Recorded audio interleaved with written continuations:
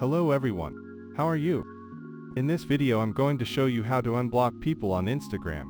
Once you're on Instagram, go to your profile. Click on this options menu. Go to settings and privacy. Scroll down to find the blocked option. Click here. And here you'll find your list of blocked people. Finally, choose a person and click on unblock. Click on unblock again.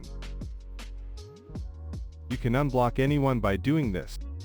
You can also block a person here. Just click on this icon. And here you can search for a person's name and click on block.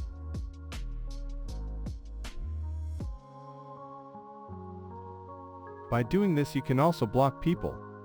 Now, I'm going to teach you how to do this on Android. Basically the same thing. Here on your profile, go to the menu. Go to settings and privacy. Scroll down to find the blocked option. Click here. And here you'll find your list of blocked people. Finally, choose a person and click on unblock. Click on unblock again. That's it. You can unblock anyone by doing this. If you liked the video, leave a like, subscribe and activate the bell. Thank you very much.